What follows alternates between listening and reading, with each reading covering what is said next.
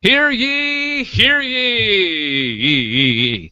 I'm Dave Nelson, and on this 4th day of March 2015, I call to order this, the 42nd meeting of the Sci-Fi Geeks Club from GalacticNetcasts.com. We've hit number 42? 42. Damn smart. That is, didn't they reference 42 a lot on Star Trek? 42 is the ultimate answer to life, the universe, and everything. Exactly. Yeah. Corey knows what's up. Yeah, I knew that too, but I thought that Star Trek threw that in, the number 42, like every once in a while. I could be wrong. Maybe? You guys are nerds. Okay, before we get any You're further, a nerd. let's all put our special funny hats on, okay? Put your membership pins on and give the secret handshake, and let's get the show underway. Before we bring in the co-hosts, let's introduce a guest, our guest this week, and he has been on the show many, many, many times. Well, a couple of times at least. Many. Well, a couple of times. Couple tree or no? He does his own web shows with another former guest and the voice of the Splash page, Gregor Sprague. You can see him on What Else Is On and Else Nerds 616 on the Else Nerds Network, elsenerds.com. And he's also a contributor to Don'tAskComics.com. Welcome back to the Sci-Fi Geeks Club, Mr. Corey Scott. Welcome, Corey. Thank you. Thank you very much. This is the funniest hat I have, so... What's I hope that? it works. This is the funniest hat I had handy, so... It's exceptional. We What do I have on? You I know don't what? even have a hat. That's a good idea. We should all bring hats to the shows so we can actually put on hats. That would be funny. I don't have a hat. You can wear a beanie. You know, I have hats, but I don't have funny hats. okay, this is the mission. Along Just wear with it sideways. It'll be great. this is the mission. From now on, everybody has to bring a funny hat to the podcast. Okay? Oh, Yeah, why cheese do you head make thing. it difficult? All of you have more difficult headphones than I do to get a hat over those, so... This is I a can put on challenge. earbuds. It's cool. Yeah, if you want it, if you want to have it happen, you make it happen. Damn it. Last Okay. time you made me watch some silly TV show, now I have to get a hat. Yes. The list grows. All right, that voice right there, the cranky guy is Matt Stein. Also, let's bring in our other regulars to the show, Brad Ludwig and Essa Moyens. How you guys doing? Doing good. Happier than Matt. I'm not unhappy. I bet he's excited because he's going to see Arnold Fest. Arnold. He's I'm going going to see Fest. an exceptionally muscly bastard this weekend. But Not just at a rest stop? I got nothing to that one. And Corey wins the show. He Congratulations, does. Corey. I'll see myself out. Cheers. Not only are you seeing the Governator, but you're also seeing a former guest of the Sci-Fi Geeks Club, right? Is that still happening? Yeah, last time I talked to him was a couple weeks ago, but yeah, we're supposed to get together. I'll send him another email, and then That would be Ryan the Gillinator. Yep. Gillen. Yeah. Yep. From the And, awesome episode with the Dueling Arnolds. Yeah, people bring that up every once in a while now. That's their favorite episode. Of are you all- serious? We got done recording that, and my wife's like, "I really enjoyed just listening to you scream like Arnold Schwarzenegger for the past hour." And I was like, "You get back in there and do the dishes." I love. Yeah. All right.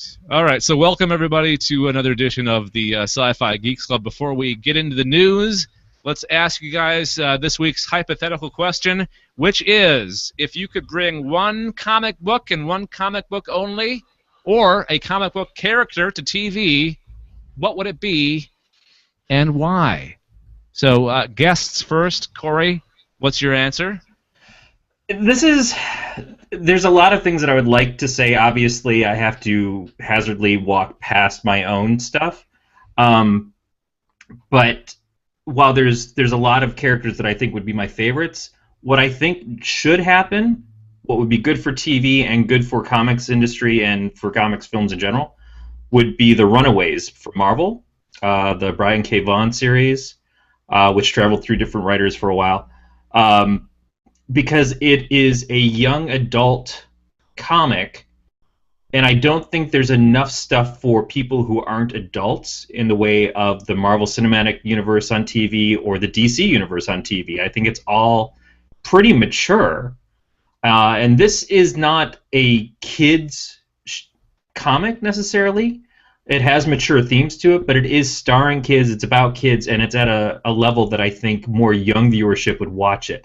And if it's done right, it could be just as driven in the storytelling in a way that Breaking Bad or Walking Dead is on A&E, because it has a lot of depth. It's not necessarily about superheroics or fighting villains.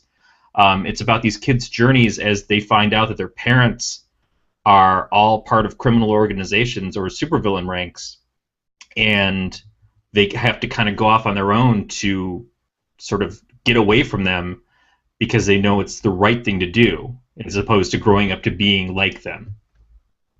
Are these characters in like the Marvel universe, or is it separate? Is it? No, it's completely within the Marvel universe, and that's probably one of the coolest parts about it, is that the characters intersect with so many different things that you would see. One of the characters is a mutant. Some of the characters that get introduced relate to the Skrulls, to a lot of different things that you would see in the Marvel universe from years back. So it's tightly integrated into the rest of the comics, but it also stands alone well enough that you don't have to worry about like just huge crossovers of like, well, where's the X-Men and where are these characters and everything. I think the mutant thing might be the only problem that it would suffer, is the fact that, but on TV it wouldn't have as much of a problem, because I think there's a deal where Marvel can do TV shows with mutants now, or they're in a deal with Fox to maybe let Fox do a TV show. So they have to kind of both say it's okay. So I'm hopeful that could be what gets the Runaways made. Otherwise, it might never make it to film because of that interaction. All right, good answer. I'm gonna give you a passing grade on that, Corey. Thank you, sir. All right, we lost Matt. Matt's having computer issues, but we got plenty of people left. How about Anessa or Brad? Who wants to go next? Brad's pointing at me. Well, that's the thing, because I don't really read a whole lot of comic books, and the ones that I do, that I've read a little bit of or own, have already become TV shows or are going to be movies, so that kind of leaves me out of the equation. The only thing that I could really think of that I have and that I've read a little bit of would be Chew. Which is supposed to be becoming at least an animated yeah, film at and some point. so it's like everything that I have, that I've come across and have tried reading or have purchased with the intention to read eventually becomes something of a TV show or movie. So You could go for the cheat and say, well, there is a Firefly comic, so why not do a Firefly show?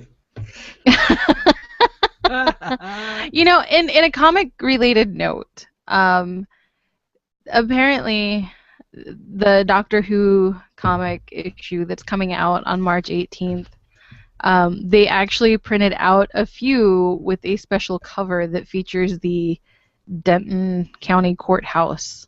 Whoa. And that's where a little backstory. That's where you lived for a while. That's where I lived for about 8 years before I moved to Wisconsin. And I'm trying to see if one of my friends will stop by the comic book shop. And it's only going to be sold at this comic book shop. And it's drawn by local artists, but it's printed by the publisher.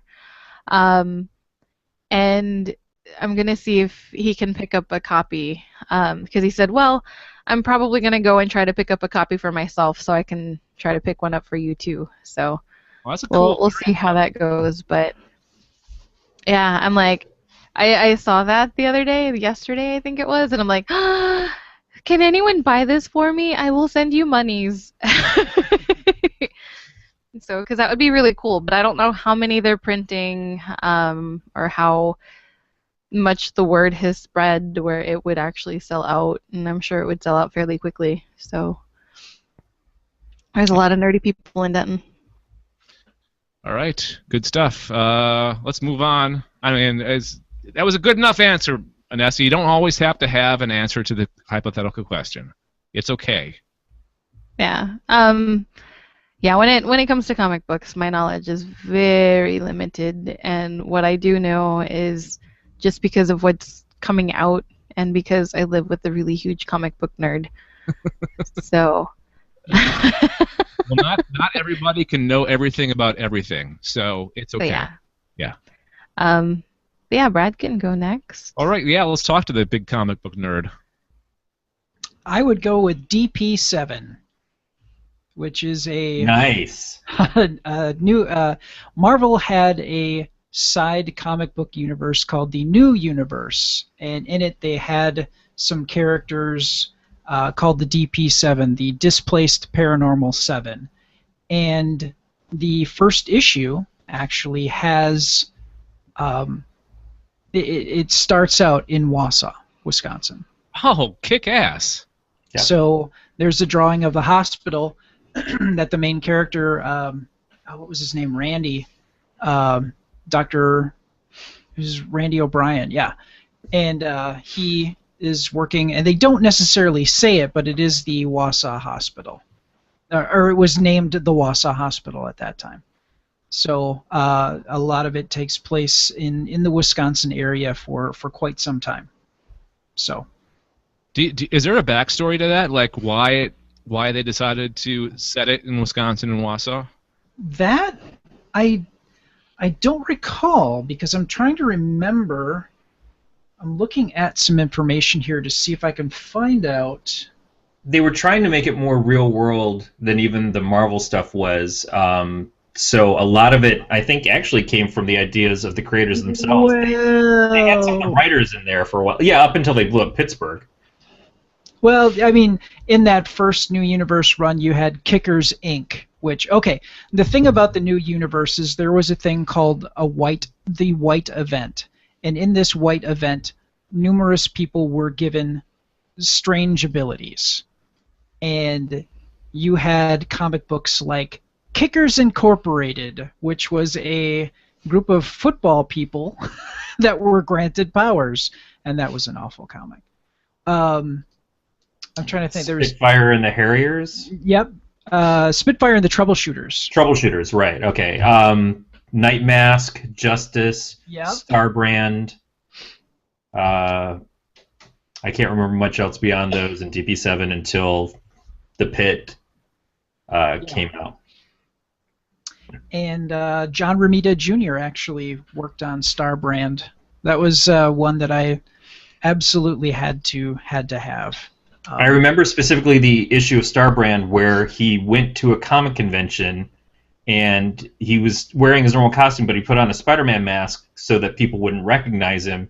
And a couple of the writers from Marvel were at the comic convention, and they started saying, well, we can tell that you're a white guy and you're of this height, and they're just basically tearing him apart and everything, like how ridiculous it is that you can just put on this mask and assume that nobody's going to figure out who you are.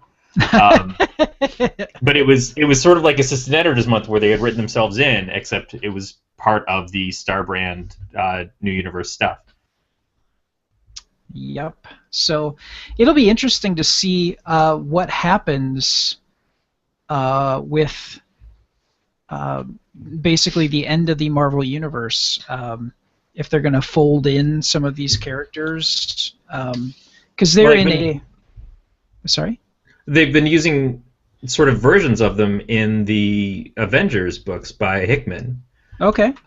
There's some new or current takes on some of the characters. So there's a Night Mask character. I think there's a Starbrand character in that as well. Okay. So I think that we might see more of them wind up with the relaunch. Because I'm kind of wondering with the whole copyright issue, they have to use those characters or they could lose them to somebody else. So it'll be interesting to see what they do. Yeah. All right. Matt, are you back? For now. Okay. My computer apparently hates me, so it might just shut itself off again. Okay, well, that's it. That's exciting. It's going to keep us on the edge of our seats. We're always wondering if Matt's computer is going to cut the red wire or the blue wire. It cut some wire because one of my fans isn't working, and Oh, Ooh. Oh no! we may have just lost him. He said something about his work computer does not have a microphone, so that may be it for Matt, unfortunately.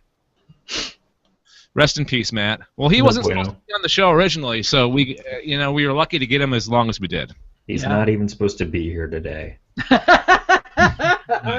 Nice. Okay, so I don't usually chime in on these things, on the question, but I'm going to this time, and my pick for whatever comic book or character that I'd like to see come to TV isn't necessarily one particular one, but I would like to see either Marvel or DC have a show that's set in the early Silver Age, between like 1950 and the mid 1960s, with one of those characters that isn't necessarily around anymore. I know that in the movie in Ant-Man, there's rumors going around that some of the Hank Pym, they'll show him back in the Silver Age, being Ant-Man, and I believe interacting with Peggy Carter, I think. And I'd kind of like to see more of that, like actually have a show set in that time period. It'd be very interesting. So that's my pick for whatever comic book or comic character. And Corey, feel me out on this here. Marvels. Marvels would be fantastic. I mean, that would be a great miniseries. Although that traverses different eras. It does, but I think that you could do something and focus in the time period that Dave is talking about. Marvels was a series that a miniseries that focused on a photographer that worked at the Daily Bugle during the dawn of the age of heroes in the Marvel universe, and it was an exceptional series. So It was really phenomenal. What characters appeared in that series? Basically everybody. Yeah, it starts with like the appearance of Spider-Man and gosh, you're looking at the early heroes that would have appeared in our real time in the 60s. So like Spider-Man, Fantastic Four. I would assume they would go into the return of Captain America when the Avengers form. And that's something that you could do. You could bring in characters not necessarily in the original book, because it's the right format to pretty much put anybody in there, because it's an interesting point of view. It's from a non-hero's point of view, right? It's somebody, third person, looking in from the outside. Yeah, and that was that was Wade and Ross, wasn't it? Who wrote that? It was Busick. Kurt Busick and Ross. Yep. It was Ross before he did Kingdom Come over at DC. Yep. It was kind of like the kickoff of that painted look. That's right. Dave, as far as what you're talking about, in the Captain America movie, there's a scene where before he's gotten his powers, they go to the Stark Expo, and they have Tony's dad showing off Lola, but there's a figure in a case, and I believe that's been talked about as being the original Human Torch. Yep. In that case, Jim Hammond, is that right, Brad?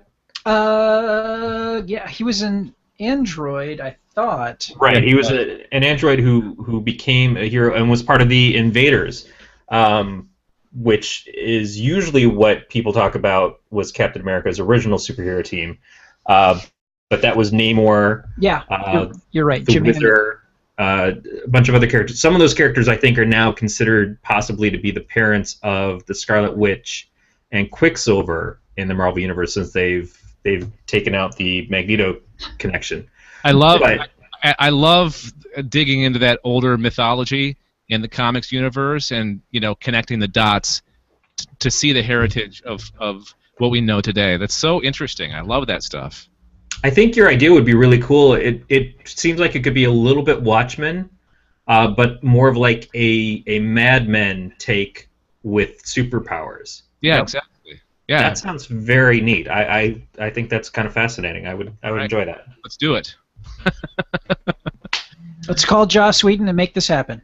All right. Let's start the news here. Of course, we covered the passing of Leonard Nimoy in the last episode of Sci-Fi Geeks Club. But the stuff keeps on popping out, tributes from his friends, from fellow actors, from fans. And one of the coolest stories that I read this week was Star Trek Online, the MMORPG game. There's been players lining up to pay their respects to Leonard Nimoy in the game. They actually are trekking, like going to Vulcan in the game to pay their respects. And now the developers of the game are actually going to put in, I think the update's going to go live tomorrow, which is the 5th of March. They're going to have a permanent memorial for Spock and Leonard Nimoy in the game, which I think is the coolest thing ever. That is undeniably cool. Yeah, absolutely.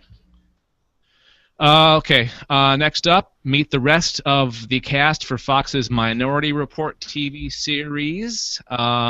Megan Good, she was in Think Like a Man.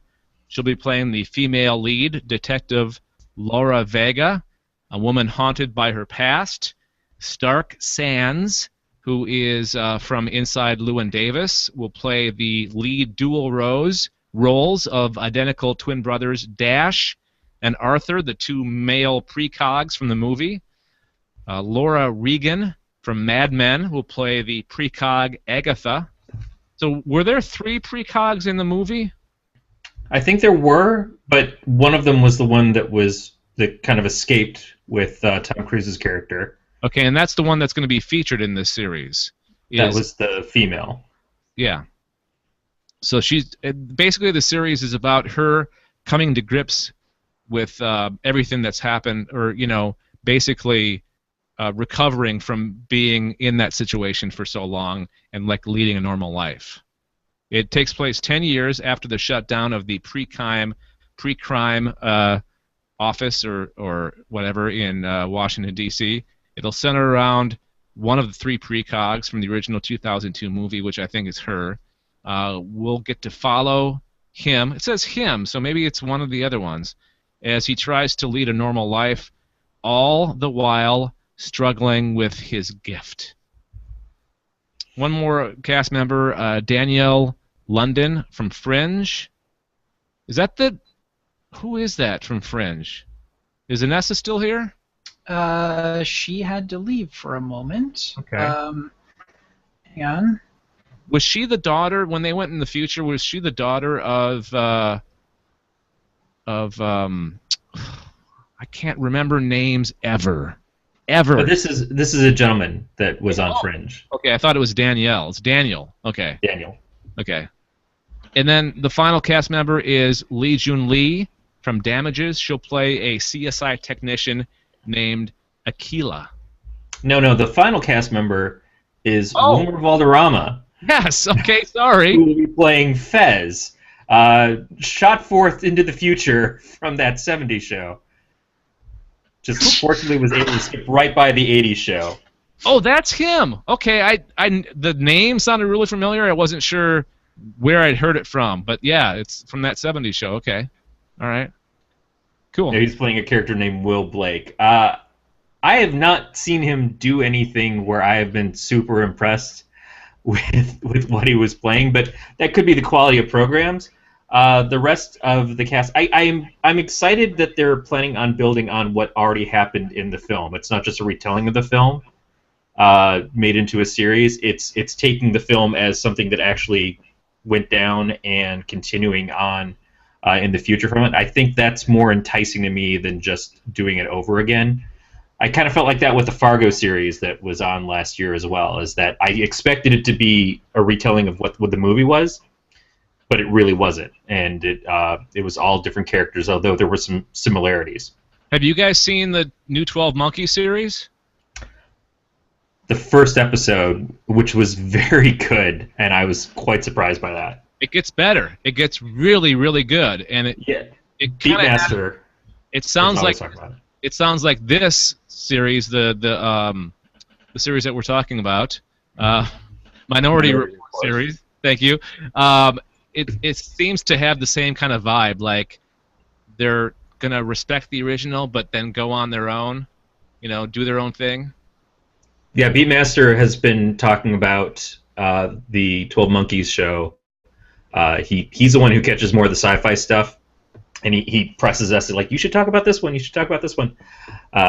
So I intend to get back to it, but we watched the first episode. My wife kind of left the room when it came on. She goes, just tell me how stupid it gets. And she would walk in every few minutes, and I'm like, well, it's not really stupid yet. A few minutes later, it's actually getting pretty good, and just continued to be kind of an excellent first hour. So it's nice to hear that it got even better from there. Yeah, I recommend watching the rest of them. They're really good. Brad, have you seen it? 12 Monkeys? No, I have not. I found the original movie really hard to watch, and not because it was bad, but because it was just so... The end of that film, you realize what's going on and how easily it just could have been stopped. Mm-hmm. And it was just like, it was just too depressing. I have a thing about watching...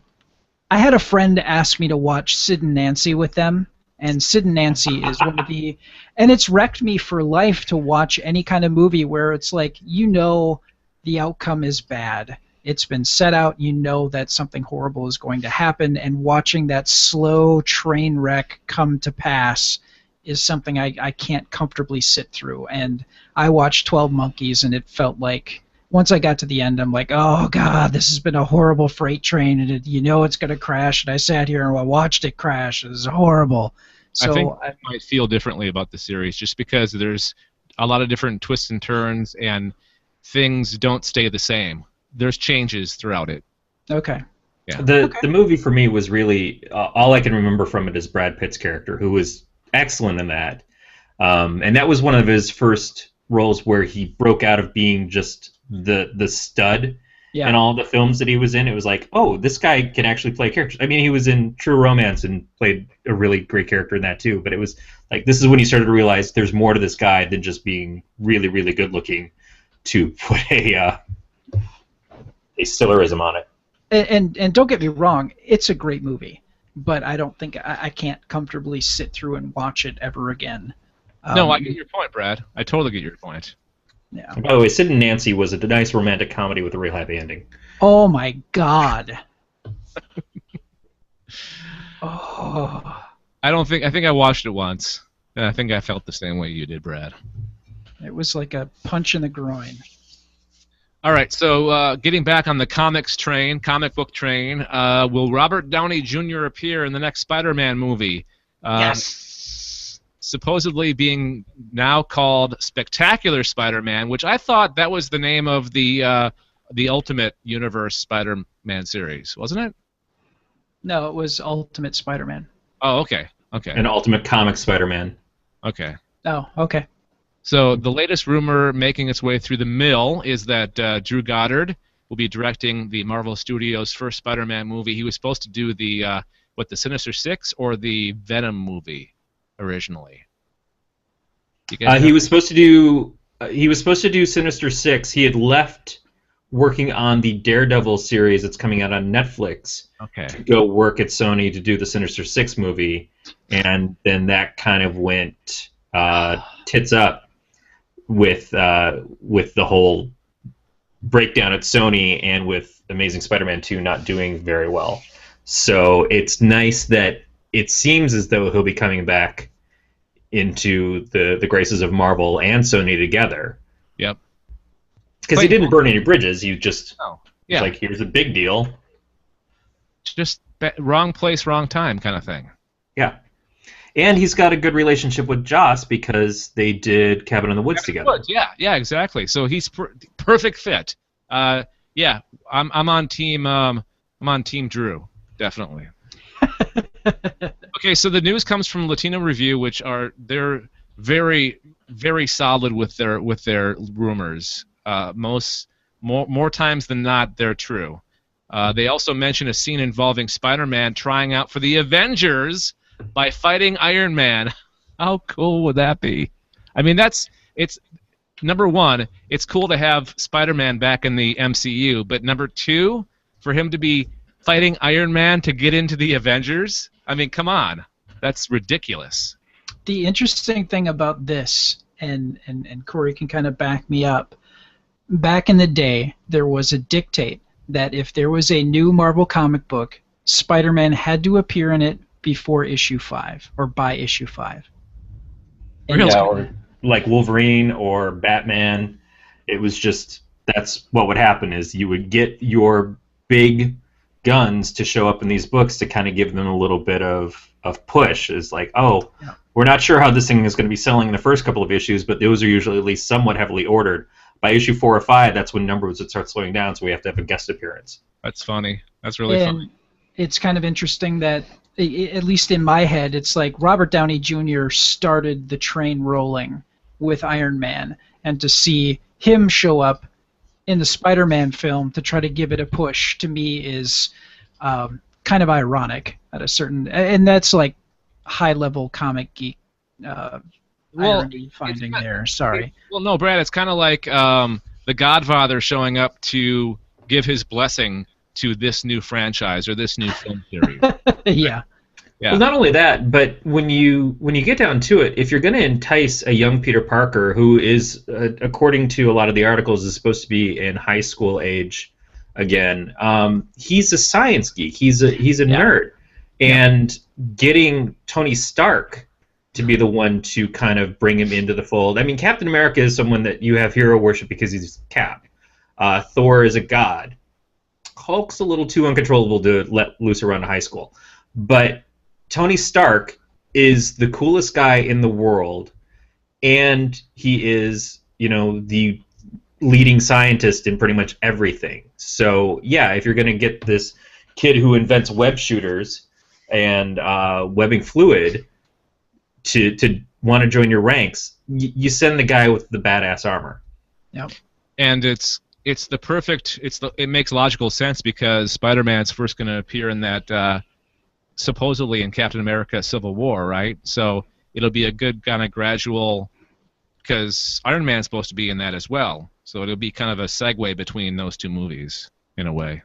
Yeah, remember about 6 months or so ago when we were hearing all these things about the stars of these movies, like we're getting to the end of our run soon, and they're probably going to have to look for replacement for Robert Downey Jr. at some point. And Chris Evans was saying that he's looking forward to being done with the Marvel film so he can kind of rest a little bit.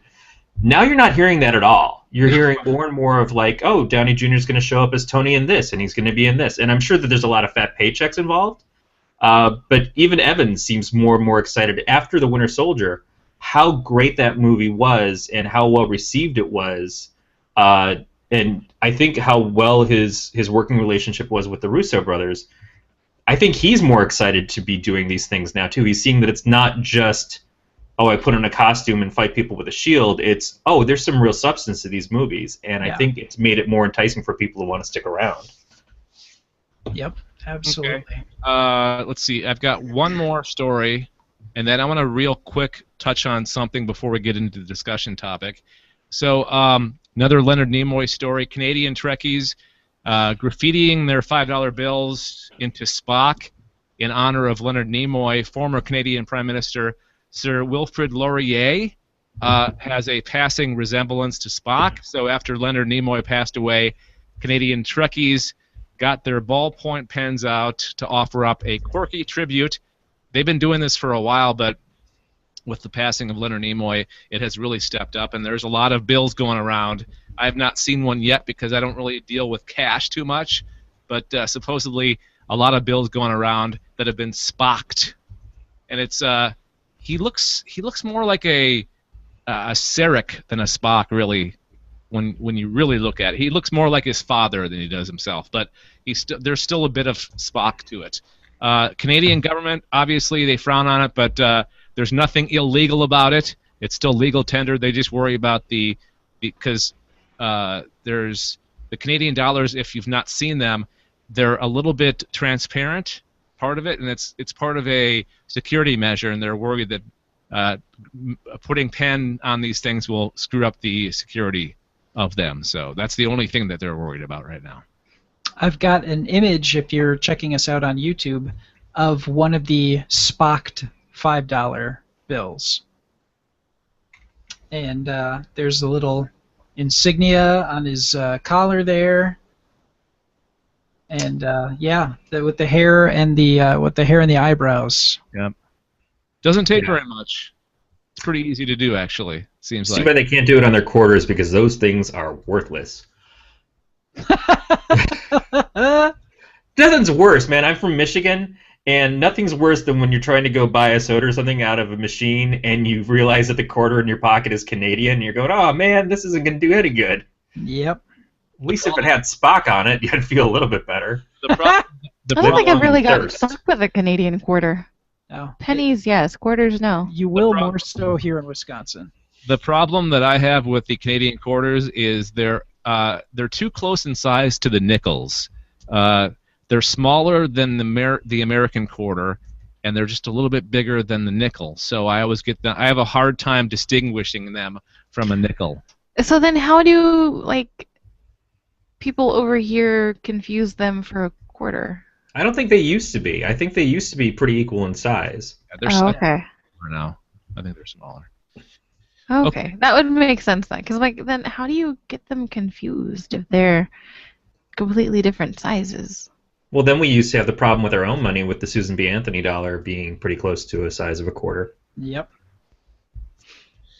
Okay. One more story. What do you guys think of the new Avengers Age of Ultron trailer that dropped today? Have you guys all seen it? Nope.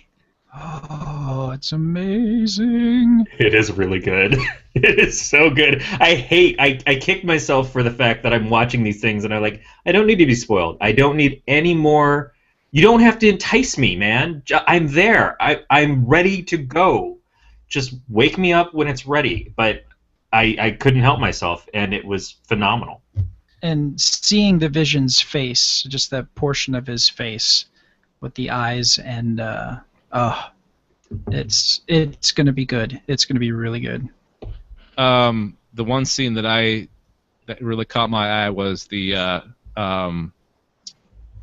Bruce Banner and Scarlet Witch, or not Scarlet Witch, Black Widow. Black Widow. About to kiss. That's kind of a big deal. Does that happen in the comic books? Ever? Not that I can think of. Yeah, not that I can recall either. Interesting. Black Widow's been in some relationships with some of the different heroes, and those heroes have also been in relationships with a lot of other people too. Yeah. I'm not Daredevil is the one that I remember the most. Daredevil, Hawkeye. I think she's had some stuff with Tony before, which makes sense. But no, Banner for a long time was married. Yeah. And his relationship was very pertinent to the character. So it's still weird to see him kind of tooling around with other female characters than the wife that we kind of imagine him with.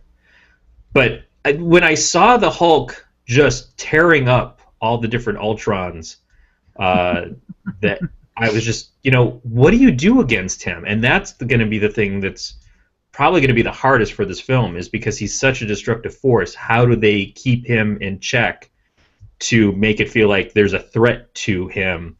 And I kind of think that's something that they're holding on to, because there's a lot of hints that maybe he's going to go off planet or something at the end of this, and that's going to be part of the reason why he's not involved in, say, Civil War or some of the other films coming up. Isn't there something with Scarlet Witch, like she does some mojo and makes them all hate each other kind of thing? I hope not. It looked like that, but I hope that's not the case, because that's kind of what happened in the first one. Oh, yeah. You're right. You're totally right. Yeah, let's hope they don't do that again. I'm with you. Okay, more comic book / TV talk coming up. But first, we want to get your feedback on the stuff that we're talking about here on this podcast. You can call our voicemail number. It is 805-328-3966. 805-328-3966. Leave a voicemail, or you can use it as a text message. Send us a text as well. Or email galacticnetcasts@gmail.com, galacticnetcasts@gmail.com. And every week here on the Sci-Fi Geeks Club, we have a discussion topic, and this week it is current and future comic book superhero genre properties on TV. We have a lot now, but there's going to be even more coming up in the very near future. And weren't we just creating some of our own, too? Yeah, Yes. I know. So that maybe shows how much in demand they are, because we're making up new ones. Can't get It's going to be the next Hallmark channel. It's going to be just superhero shows the whole way. That'd be awesome. That'd be so cool. Take my money. Yeah, but then it'll eventually regress to just, Willie Mays infomercials. And No, bite your tongue. At least he'd be in a costume and have powers, right? well, he would have to have powers because he's passed away, but still, I was yeah. gonna say, wouldn't he just be a zombie at that point? That's Zombie Maze here, That's it's the Marvel zombie shit. with the power of OxyClean. Willie Mays here for the Reanimatrix. All right, so let's run down the current ones that are on TV right now. The big one, Marvel's Agents of S.H.I.E.L.D. Mid-season premiere last night. Did you guys check? I know Brad and Anessa, you guys are like one night behind, right? Have you seen it yet? We'll probably end up watching. No, because we're doing this show. Okay. If we weren't doing this show right now, we'd be watching that. Oh, okay. All right. But Just putting it out there. it airs on Tuesday, though, right? In the States? Tuesday? Yes, Tuesday. Yes. Tuesdays, Yeah. and we do this show Wednesdays. So Okay. We have it on our DVR, so I watched. Well, I actually watched it live last night. So, Nice. Corey, did you see it?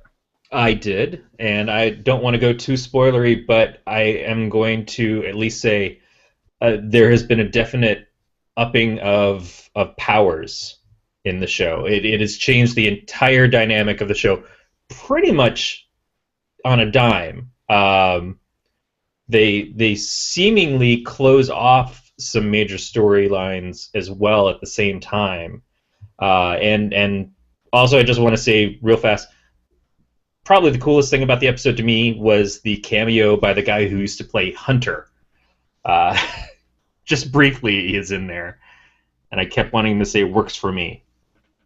Oh, you mean the NBC show, Hunter? Yes. Oh, Robert Urich? Oh, No, that would be Spencer for Hire. Oh, okay.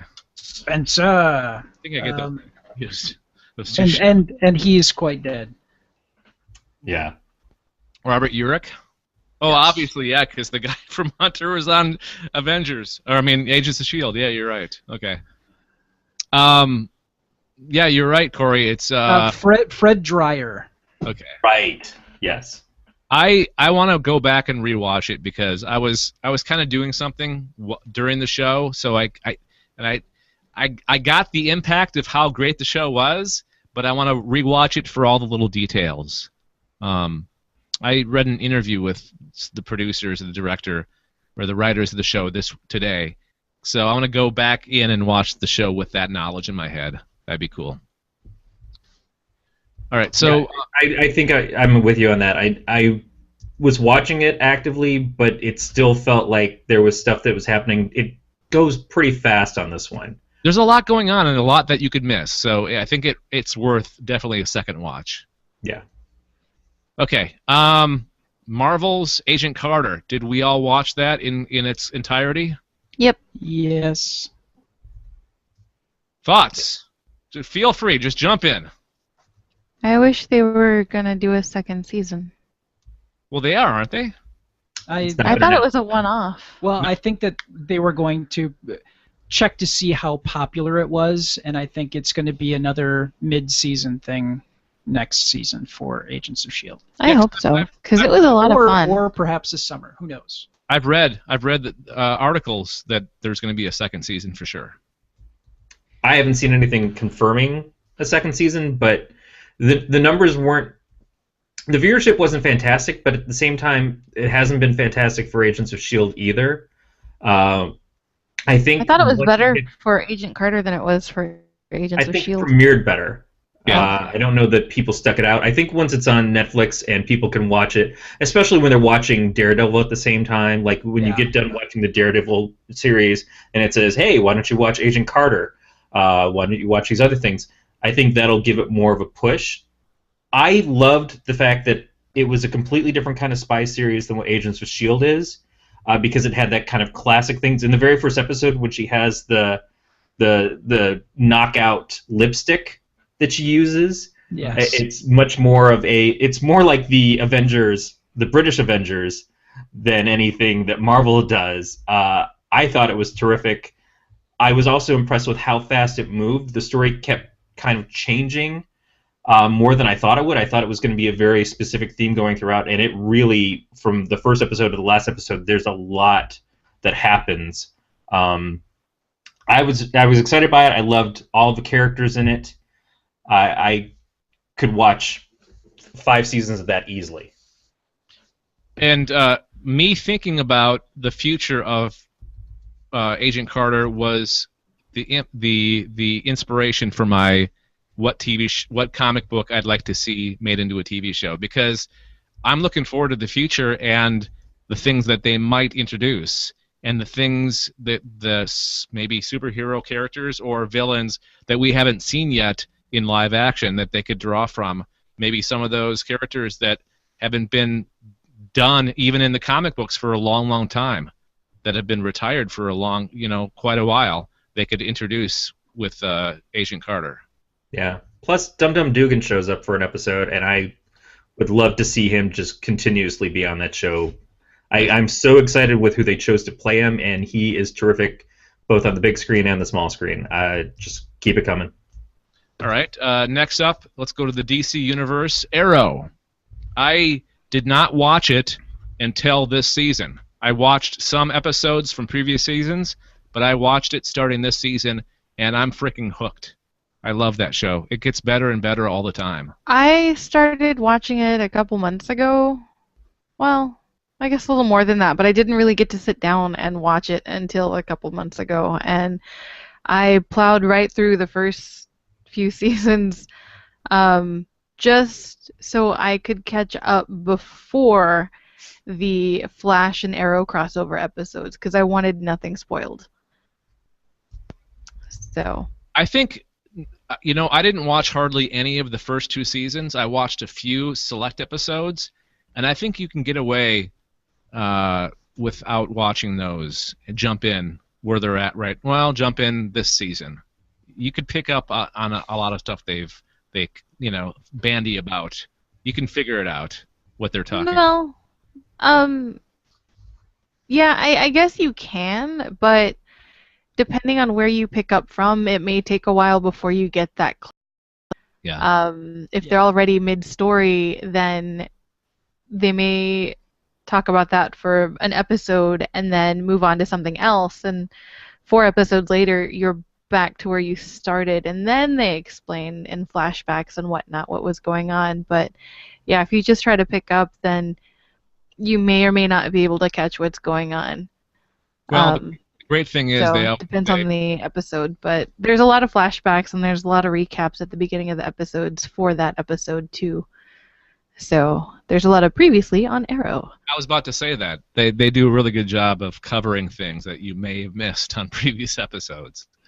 Yeah, but no, I really enjoyed watching all the seasons. The first chunk of season 1 was probably the weakest, but once you get about halfway through, it really starts to pick up. Yeah. And I love their dedication to the awful wig that Stephen Amell wears. Oh, yeah. They change the costumes, they upgrade all sorts of things, but they keep the crappy wig. Way to be consistent. The thing that I thought was really fascinating is you get to Flash and you get Robbie Amell.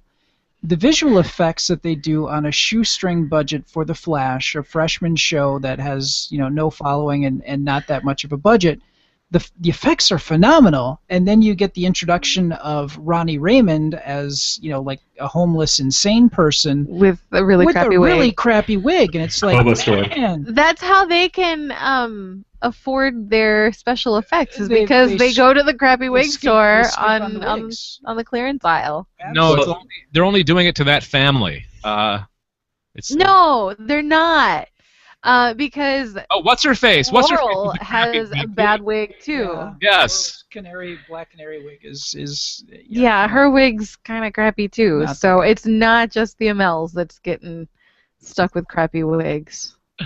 I thought last week's episode was phenomenal with the introduction of the Atom. That was when he flew off. That was freaking awesome. That was one of the best things I've seen on TV in a long time. yeah. Yeah, but you know, if I'm trying out a suit for the first time, I'm probably not gonna fly off the top of a high-rise you're building. Damn right you are. I am not. I'm going down to the first floor, over by the docks, and then I'm gonna fly. Whoosh. That's all you'd hear if I made a suit like that. Whoosh, and I would fly away. All right, let's move on from Arrow to a Arrow spinoff. Was The Flash. First season. It's still in the first season, and Such a great show. I know it's my favorite show, period, right now. Of all the shows on TV that are currently running, if not my favorite show in the last 5 years, is The Flash. It is the only one of these shows, at least so far up until what they're possibly doing now on Agents of S.H.I.E.L.D., it is the only one that is truly a superhero show, and unashamedly. It is just, from the very beginning, we've got a costume, we've got a guy who enjoys being a hero, we've got people who believe in him and thank him for being saved by him. It takes a little bit to get there. We've got a very cool science team that he is a part of, that he is, you know, just as smart as some of the people in that room. And it is so geek-centric and so well done. It is exactly what I wanted to see The Flash be. And I'm not even the biggest Flash fan in the world, but what they've done with this show has been just bar none. It's been amazing. And I'm a fairly big Flash fan. So the things that I really enjoy about this is, of all of the books in the DC universe, Flash is the one that's always been slightly lighthearted and upbeat. You'll never see a dark and gritty Flash character. Until Zack Snyder does it. Well, I mean, but the overall tone, when they did the crossover with Arrow and Flash, my big concern was, you've got that dark and gritty tone. How is that going to work with the Flash, where, you know, Central City is a... if you look at how they shoot Star City versus Central City, Yep. Star City is a lot more gritty, a lot more of a Gotham feel. You know, a lot of the shots are done at night. You know, a lot of the stuff with the Flash happens in brighter conditions. And so they've kept that tone from the comic books and are true to that in the show. And that's wonderful that they kept that. And from the beginning, when they showed the commercials for the Flash series, when Arrow is around the Flash, it lightens the character. You know, he smiles, he makes jokes. When they had him show up on the Flash episode, They were actually they kind of and they pointed out, you know, that Arrow was more of a brooder, and it kind of stood out more in contrast to the rest of the Flash universe. And then when Flash went over to the Arrow program, you know, other than say some of the characters that came over with him that got to be a little more jokey, they darkened up his character more for that, to fit into the Arrow universe. So they have a voice for both shows, but they show how it works in their own, and the contrast works better.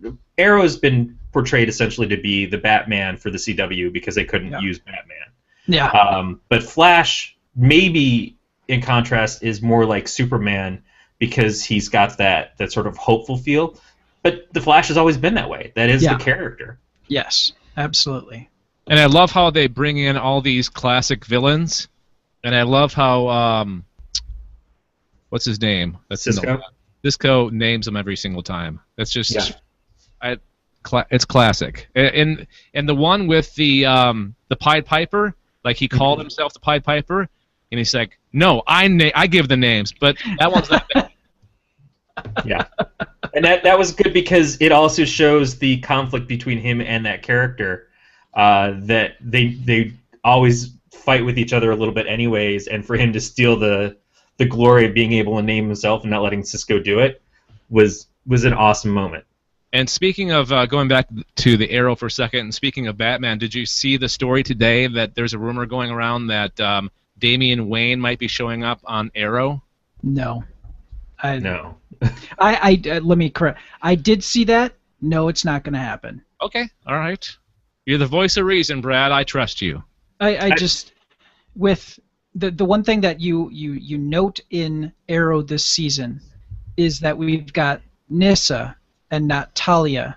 Talia is the daughter of the demon, and they're not using her.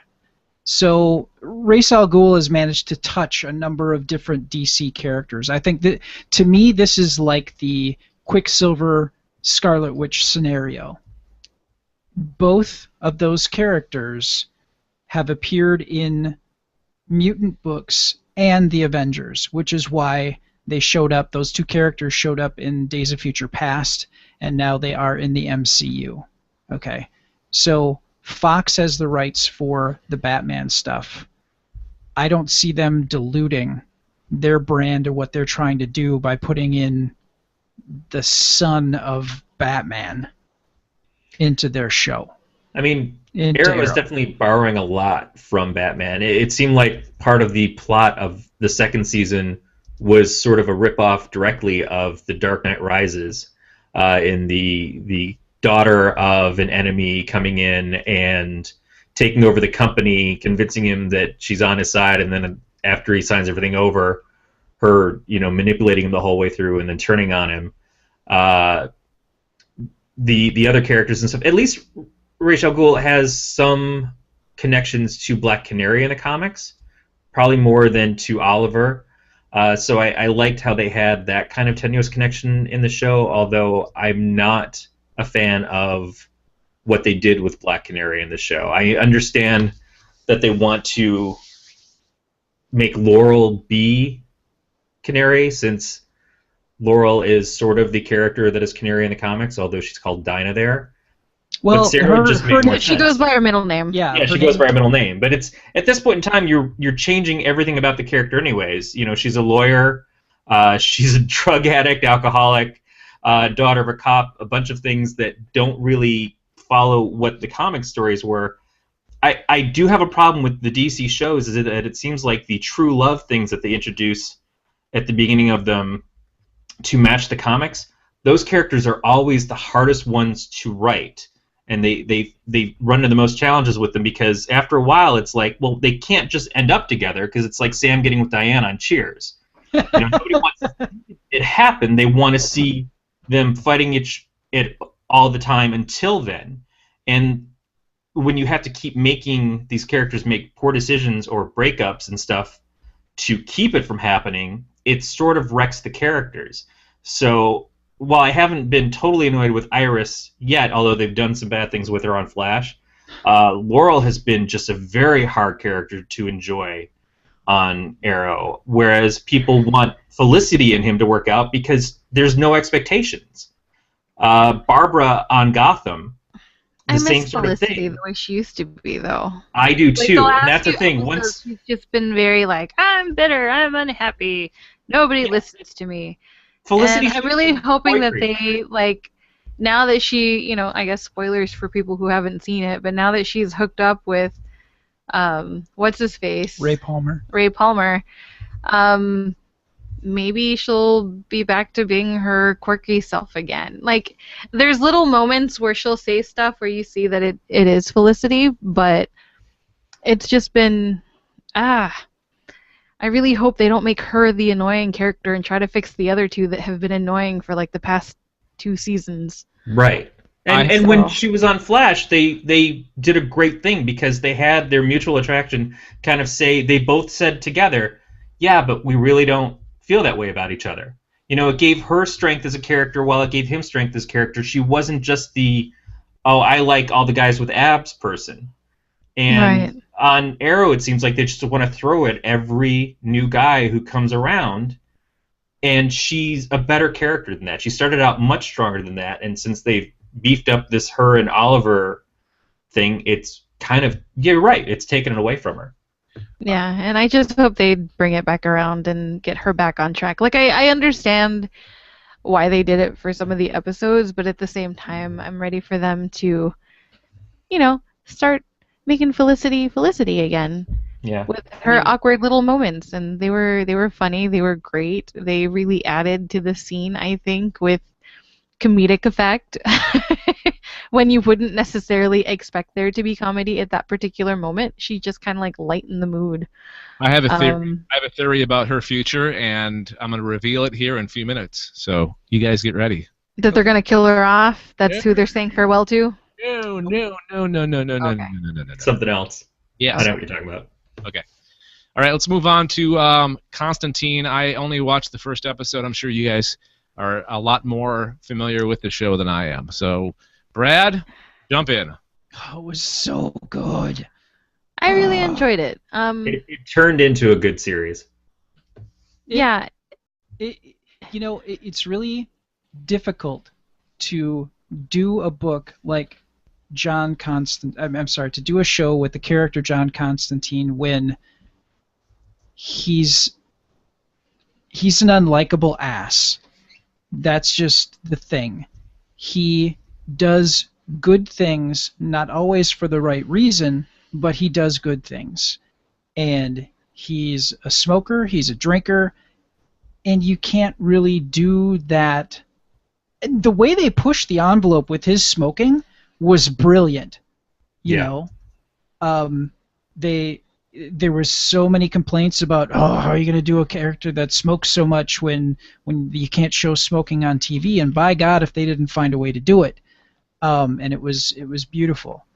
I enjoy the more supernatural aspects of the DC universe. You know, some of my favorite characters are the Spectre, Phantom Stranger, and John Constantine on that side of the street.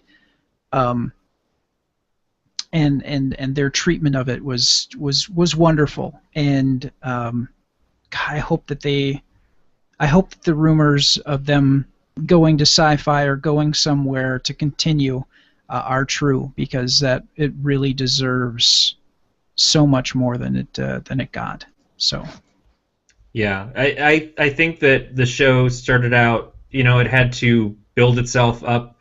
It had the premiere, and then it got rid of the character from the premiere to replace her. So then they had to kind of go back and again reestablish John introducing himself and doing these things to make it, okay, this is why we're doing this now. Looking at where the show went, it's good that they didn't stick with the original character. Yeah, sometimes a pilot, you do these things and you realize afterwards, oh wait, we could get better story if we change this or if we tweak that. Although I liked the person who was in the pilot as well. I liked her when she was on the BBC Robin Hood series. But the show, it got creepier, which it needed to. I think it needed to borrow more from how they were doing Hannibal, which has done some hyper-violent stuff, but has always done it in such a way that you can handle it. Hannibal is the foodie serial killer series. You watch it and it sickens you, but it also makes you hungry. But the violent things that they get away with doing on it is kind of amazing for NBC. It showed that they were willing to take chances. And so I was kind of hoping that Constantine would get to stretch its legs more and get to take some more of those chances as well. And maybe it will if it goes to another station. I think one of the things that Hannibal has going for it is 3 major motion pictures, which kind of puts it more in the zeitgeist, it's more accessible than issues of Hellblazer. So I think Or that they, one motion picture. yeah, With yeah. Keanu Reeves. As much as people, I like the movie. the I did movies, too, actually. I enjoy the film. Calling him John Constantine, you could have left that part out, and it would have been a great mystical film. Yep. As a film, it stands up very well. It's a very good film. So with Hannibal, yeah, you have that ability to, that recognizability. For Constantine, they had to do kind of a soft sell and then pick it up. You had to get your bearings with the character, and then you can start pushing the limits. God, the episode with Chaz basically having to blow himself up to deal with Felix Faust. I mean, you couldn't have done that in the second episode. Yeah, and the Brother Voodoo stuff, it was nice to have that kind of Yeah. great recurring villain. No, they did a lot of wonderful things there. All right, we have one final show from what's currently on right now, and that's Gotham. How do you guys stand on that show? Well, I've only seen the first few episodes, and I think Brad kind of lost interest after those Yeah. first few episodes. I clocked out. It's gotten better. I kind of gave up on it for a while because I couldn't wrap my head around all these villains showing up. But then they introduced what could be the Joker, and I came back on board because the guy that they picked, the kid they got to actually play that character, is amazing. And I hope they bring him back again because it was freaking awesome. It just seemed like they were really trying to throw a lot out there. They were beating you over the head with some of them. Yeah, and I think maybe if they only had like a select few for the first season, Yeah. and then maybe the following season add a few more. But yeah, it just seemed like every episode there was someone new. You were learning their backstory. You were seeing, like basically signs or traits of how they're going to develop into, the characters that we know them as adults. So I kind of felt bombarded with characters at the beginning of the show, and I wish there was a little more, like, overall storyline, I guess. Done a couple episodes lately that haven't been villain, like Batman villain related, that have been really good, and I think they can do good episodes without relying on those villains, and I think they will from here on out. Yeah, I think I may end up maybe trying to catch an episode here and there on Hulu, but it was just something that I felt like I was just standing there and they were just tossing people at me. And I would have liked more of a story than just, here's a bunch of characters, Robin Lord Taylor is amazing. That guy, He is defined for that show. That is the one thing I can say about it. I dropped out right after the mid-season break. The Asylum episode was just terrible.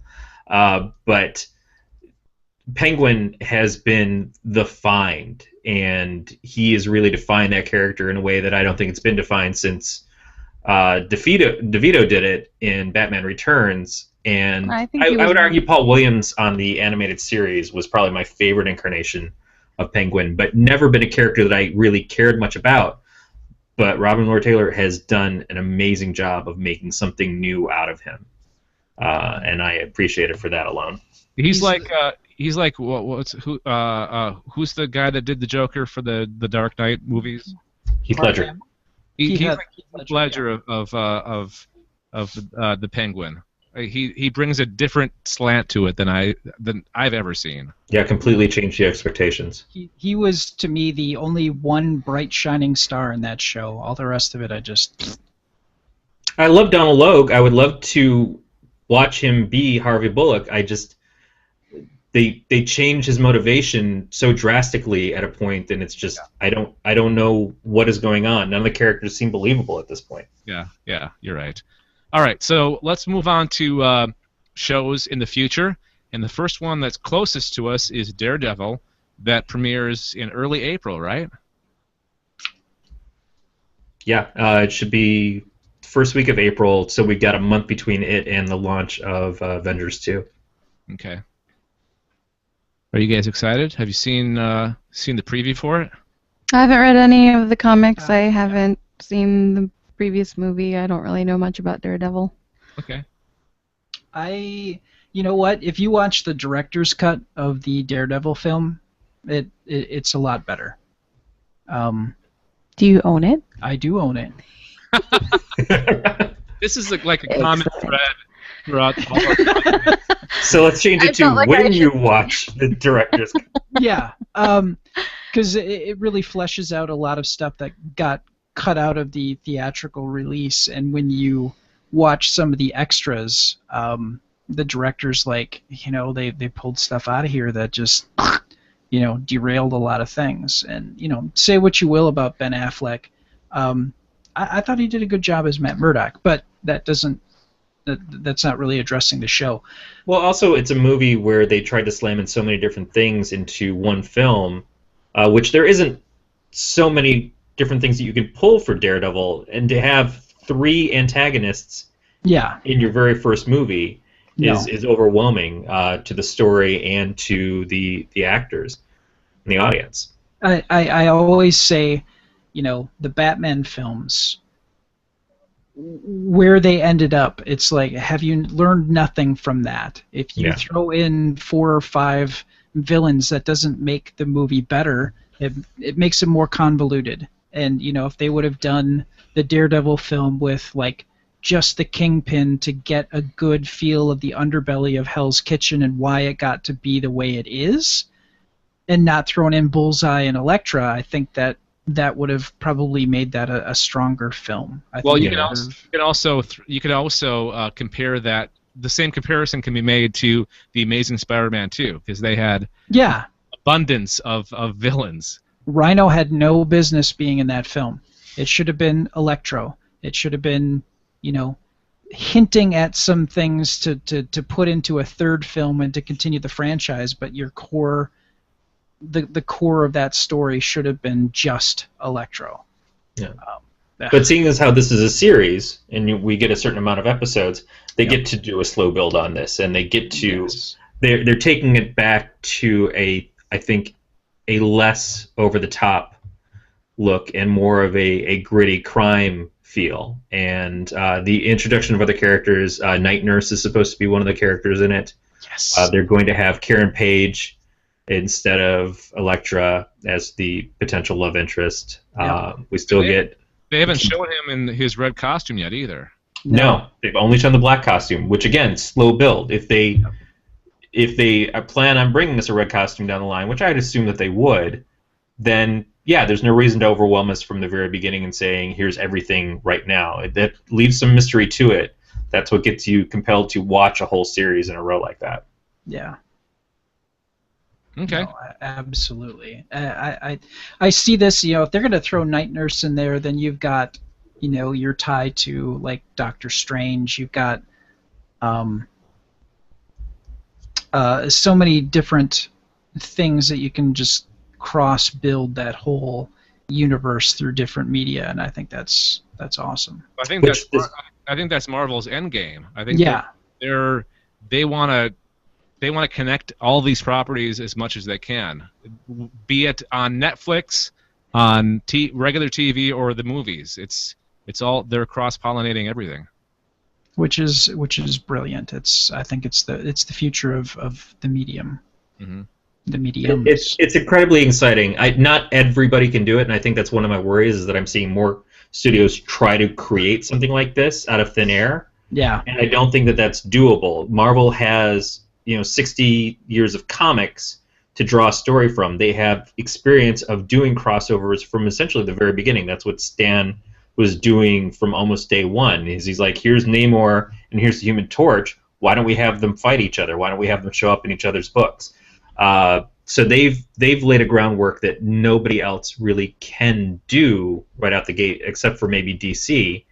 And DC doesn't seem as interested in doing it in the same way. Although their TV universe is doing it pretty well. DC's TV universe? Yeah.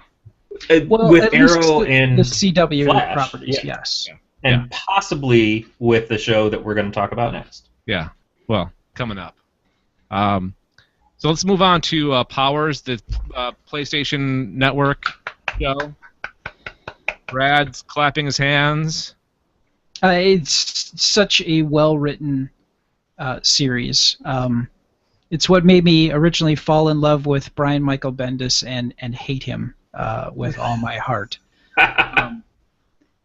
That procedural crime drama story with the interesting take of a police unit that only investigates superpowered crimes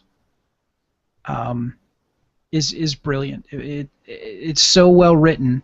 And then Bendis got hot, and then Marvel tapped him to write all of their damn properties, and then Powers went by the wayside. And well, he kept launching new books as well, Ugh. and all of those would get an issue every 6 to 12 months. It's very frustrating. And that whole universe that he created for Powers was so brilliant, so well thought out.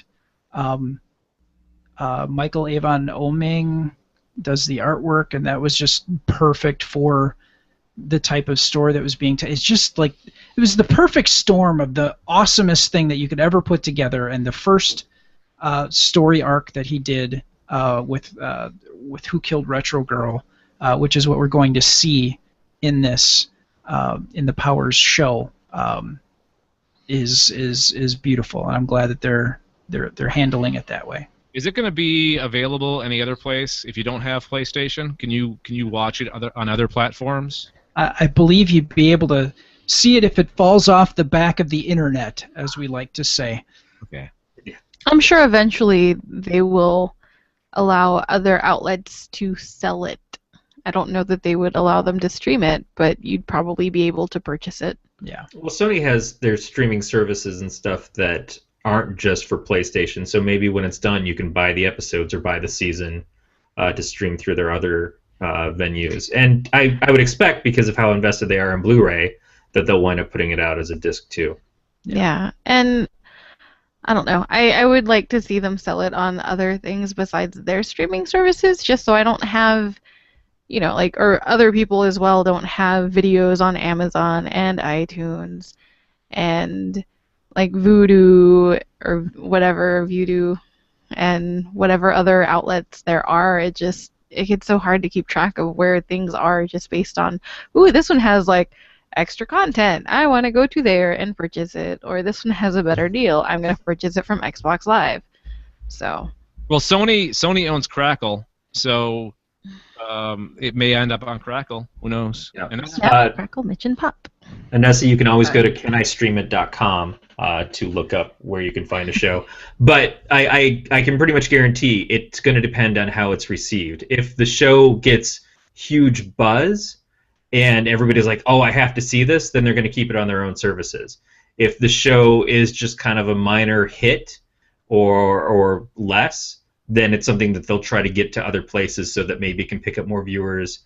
But if they think, oh, this is going to be the thing that is our Transparent for Amazon or our House of Cards for Netflix, then they're not going to want to release it to anybody. Yeah, I think that's a shame. All right, let's move on and touch on the other Marvel Netflix shows that are related to each other. It starts with Daredevil, and then you have AKA Jessica Jones, Iron Fist, Luke Cage, and then they all come together at the end in The Defenders. So let's discuss. AKA Jessica Jones, another Bendis property, is coming together very well. I am impressed with the choices that they've made with some of the cast that's been pulled in there. But it was a great series, the Alias series from Marvel's Max imprint. And it's one of those things that, because it was an adult imprint, I don't know how many people got to read it. So now the expectations of Jessica Jones is that she's the woman who married Luke Cage, but this happens before all that. There's also some big ties to the Scott Lang Ant-Man for a while in the series. So while I don't expect that's going to get reflected in this, there are one of the villains cast is from that storyline, and it's kind of like, wow, I would really like to see that happen. But I'm so glad that this show is being made. We talk about sometimes that there aren't enough female heroes getting the spotlight, but between Agent Carter and now this, even though they're not, jumping up on the big screen yet up until Captain Marvel as the leads, it's kind of cool that this is sort of like the first steps towards that. Okay, how about Iron Fist? Just not a lot of details on Iron Fist. We've seen a casting for Luke Cage. We haven't seen a casting for Iron Fist yet. Yeah, the guy that is playing Luke Cage came out recently and said that it's going to be a lot darker. It's going to be very adult and dark. Which it should be. Yeah, Bless you. Luke Cage got his powers from being a prison inmate and them going, hey, we want to test some drugs on some people. So, yeah, then he gets his powers, and he's bulletproof. He's got, enhanced strength. And he's a very smart, street-savvy kind of guy who wants to do good after he gets out of prison. So, is he the only one among these that actually has real bona fide powers? No, Iron Fist has got, he's a martial artist, but he's able to kind of channel his inner, so as I recall, able to kind of channel his chi to be able to do, more enhanced martial arts type. Yeah, moves. he gets the power of the Iron Fist, which is bestowed on different warriors throughout time. Oh, Okay. And then Jessica Jones has powers. She used to be a superhero called Jewel. They wrote a backstory for her about that, but then she gave it up to just go be a private detective. So one of the things that I have a friend who argues about this, my friend Shannon, is always like, why are they culminating in the Defenders when this makes a perfect sense to just call them heroes for hire? Because that's what Luke Cage and Iron Fist were originally. That was their book. And when you have a detective and a lawyer, it just seems like that's what it should be, is just call it heroes for hire instead. The only argument I can say is that Defenders sounds more like Avengers. Mm-hmm. And Okay. it'd be interesting to see if they pull any other MCU characters into the Defenders. Yeah. Okay, I can't believe that I skipped over Supergirl. Yeah, I was wondering. Yeah, there's been a lot of stories coming out the last couple weeks about people that have been cast in this, including again, names, stupid names. Helen Slater and Dean Cain. Yes, thank you. Yeah. For my ass, Corey. I was when Smallville came out and it had as his mother Annette O'Toole, who played Lana Lang in Superman 3. I thought that was just one of the best cases of stunt casting ever. And then the show went on to include people like Christopher Reeve was on there a few times as Dr. Swan, and Margot Kidder had been on there. So when they said Helen Slater, Supergirl, who I loved as a child, more for Secret of My Success, and Dean Cain, who was Superman and Lois and Clark, it was just like, great, you've got it, you've nailed it, thank you very much. This is the kind of fun stuff that we're seeing on Flash as well, with his dad being the person who played the Flash on the original TV series, and they actually got the Doctor for that series to show up on there as the same character. That is very fun. That's exciting. That's what DC, I think, hasn't been doing as much in their films, is that sort of geekiness, that tongue-in-cheek, self-referential stuff that we, the fanboys, just go giddy over.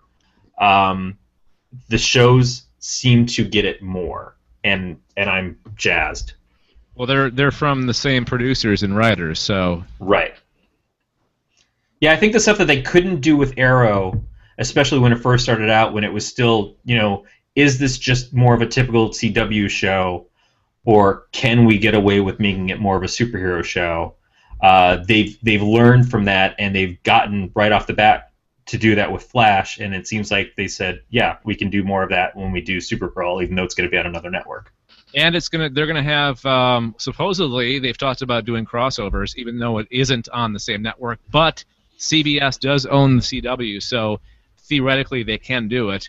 Also, I wanted to mention that Jimmy Olsen is an African American guy, so they've changed that up a little bit. Which I have no problem with. I just don't like the fact that he sounds nothing like Jimmy Olsen. They're calling him James. They're making more bohunky and everything. They're probably putting him in the girlfriend who will they or won't they category. Yeah. But I as far as who they cast for it, I don't have a problem with it. But I like Jimmy Olsen, nerdy, bow tie wearing, hey, Mr. Kent, don't call me Chief. That's my Jimmy Olsen. Mm-hmm. Yeah. Even though the stories that Kirby did with him were something else entirely and were kind of amazing. Okay.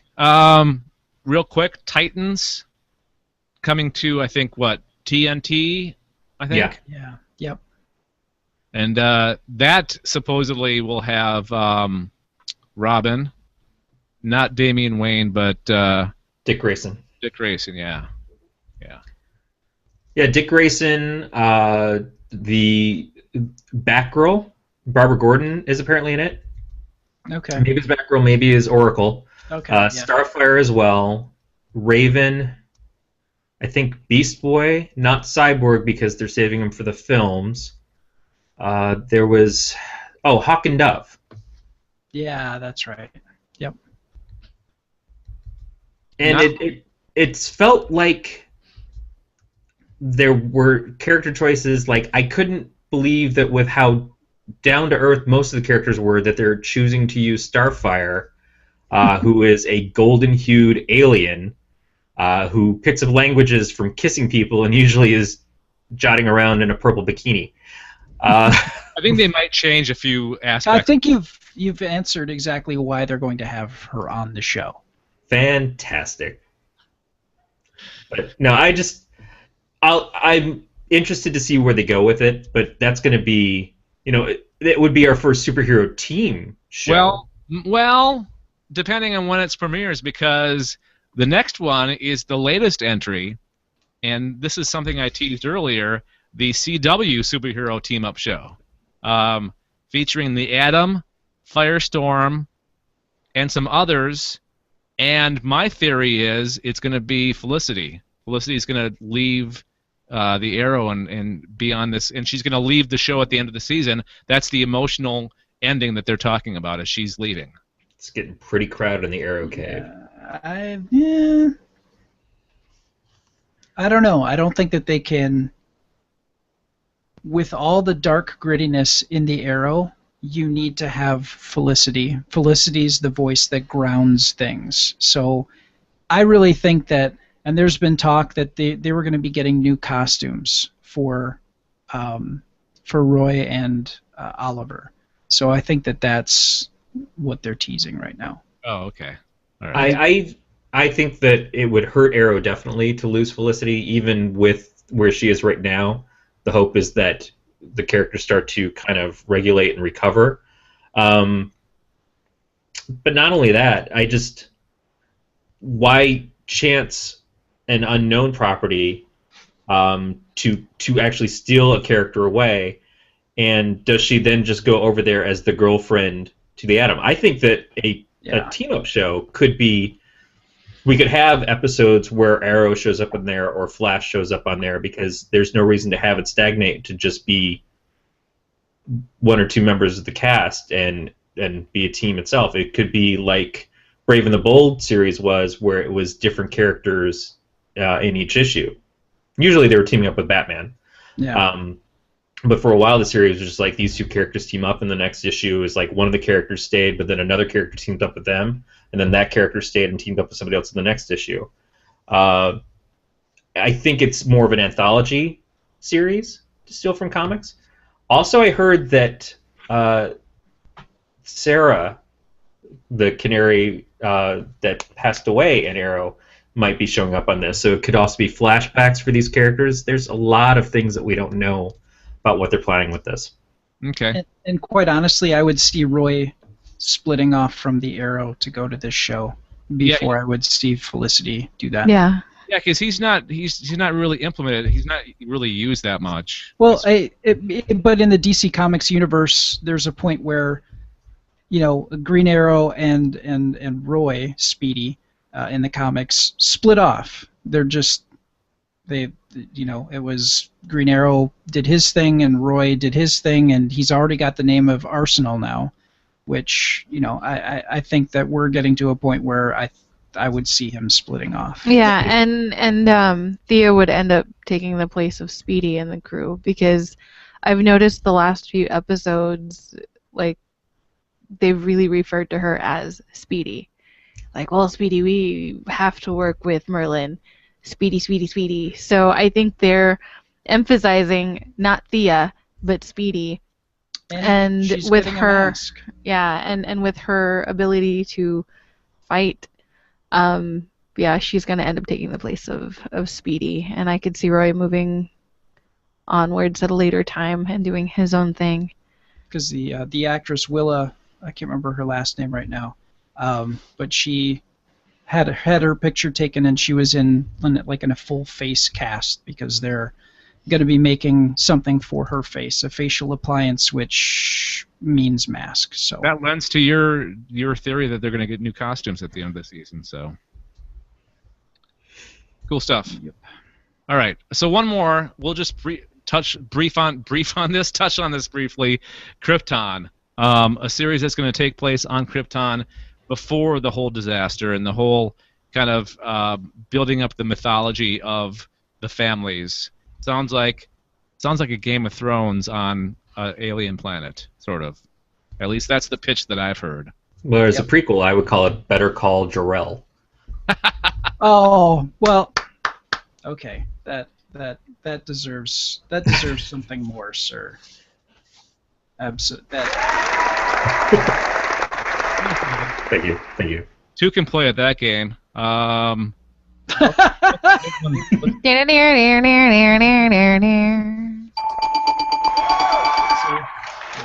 exactly. All right.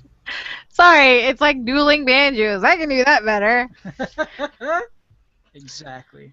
Anything you can do, I can do better. Let's go around the room. Your thoughts on Krypton, everybody. I just wanted to be big on sci-fi. If it's going to be Krypton, then it's got to be heavily sci-fi driven in both stories and looks and budget. It's going to have to really set itself apart from everything else that we've seen. You can't just do Gotham and introduce a bunch of characters, because there are no other real characters other than maybe Brainiac, the villains from the Phantom Zone, and maybe something to do with Doomsday to establish before Krypton blows up. It's more of a, what is Krypton about, and why is it compelling to watch it? The World of Krypton miniseries that they did after the Crisis on Infinite Earths, where they basically brought Batman and Superman and Wonder Woman back to the universe and de-aged them, essentially. John Byrne had a whole structure of the different houses, and the underlying thing was, on Krypton, you were cloned. You were repeatedly cloned, so that if you got liver disease, you could have a clone have that liver removed and put into your body. You could essentially be a very long-lived individual, because you could keep swapping out body parts from these clones. So they're Venture Brothers. Essentially, yeah. Just not quite as funny. And there was the whole, the House of L going, maybe that's not the right thing to do, because they have the potential of being sentient beings, and maybe you approach that. The should you debate in science. I definitely agree that it should be science related, maybe not hard science, but science nonetheless that deals with comics, and definitely play up the different houses of Krypton, and and go into some of the moral and ethical dilemmas that come with having advanced science capabilities. Let's just hope it doesn't turn into a Caprica. Yeah. Because it's got that feel to it, right? It could. Yeah. It could, yeah. Yeah. All right. I think that does it for our talk on comic book superhero on TV, past, present, and future. Since we just got done talking about comics, comic books, we will have Gregor with the splash page at the end of the show. We'll leave a little buffer between comic talk and comic talk. He's got the latest, what's coming out this week, that kind of stuff. So stick around after the show for Gregor. Corey's co-host on a couple of different shows. What are they? On elsenerds.com? We have What Else Is On, which is our TV topic show. We have The 616, which is our comic topic show. And then Gregor does a new program called Pod Save the Queen, where he talks about shows from the English channels over on the BBC. Oh, cool. Okay, so check it out at elsenerds.com. And thank you, Corey, for coming in and talking, geeking out with us on comic book TV shows. It's a bright future. It's a very, very bright future. Always a pleasure to be here, and it saves me from just talking about this by myself. Your wife might think that you're crazy because you were doing that. So we saved you from some hassling from the wife. I don't know. Hey, you can find the Sci-Fi Geeks Club by going to galacticnetcasts.com, the brand new website. It's fresh, it's new, it's awesome. I want everybody to go there and check it out. It's good for you. What? It's good for you. It is good for you. I don't know in what way. Frequently going to the website can cure gingivitis. Oh, okay. I didn't know. Your results may vary. Okay. Yeah. 3 out of 4 dentists says that's correct. Yes. So check it out, galacticnetcasts.com, and please give us feedback. Let us know what you think of the website. Email galacticnetcasts@gmail.com or call our voicemail number 805-328-3966, 805-328-3966. We're on iTunes, Stitcher, and TuneIn Radio. We're all over the place, so just search for Sci-Fi Geeks Club and listen and enjoy. And I'm Dave Nelson. As on behalf of Anessa, Brad, and Corey, I call this meeting of the Sci-Fi Geeks Club adjourned. Woohoo! Bye, Dad. Thanks. Yay! Yay!